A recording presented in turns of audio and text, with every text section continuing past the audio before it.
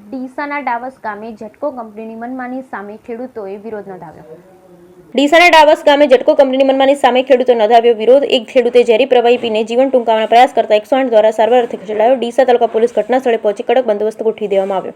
ડીસા તાલુકાના ડાવસ ગામે ઝટકો કંપની દ્વારા ખેડૂતોના ખેતરમાં વીજ થાંભલા ઉભા કરવાની કામગીરી હાથ ધરાતા ખેડૂતોએ ભારે વિરોધ નોંધાવ્યો। એક ખેડૂતે ઝેરી પ્રવાહી પીને જીવન ટૂંકવાનો પ્રયાસ કર્યો। છેલ્લા કેટલાય સમયથી ડીસા તાલુકા ડાવસ ગામે ઝટકો કંપની અને ખેડૂતો વચ્ચે ભારે વિવાદ ચાલી રહ્યો છે। ઝટકો કંપની દ્વારા ખેડૂતોના ખેતરમાં કોઈપણ જાતની વળતર આપ્યા વિના વીજ થાંભલા ઉભા કરવાની કામગીરી હાથ ધરવામાં આવી છે, ત્યારે ખેડૂતો દ્વારા વારંવાર ભારે વિરોધ નોંધવામાં આવી રહ્યો છે।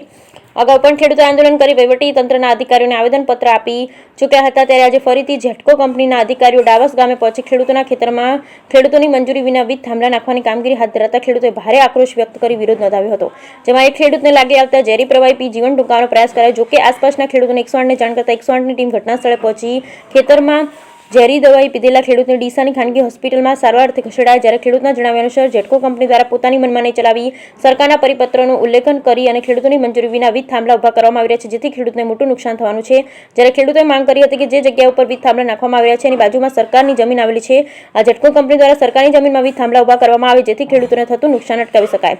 ત્યારે આજે ડીસા તાલુકા ડાવસ ગામે ઝટકો કંપનીની મનમાની સામે ખેડૂતોએ ભારે વિરોધ નોંધાવી ઉગ્ર આંદોલન કરવાની ચીમકી સાથે તમામ ખેડૂતો એકત્ર થઈ ડીસાની પ્રાંત કચેરી ખાતે પહોંચી ધરણા પર બેસી જતા વહીવટી તંત્ર પણ દોડધામ મચી જવા પામી।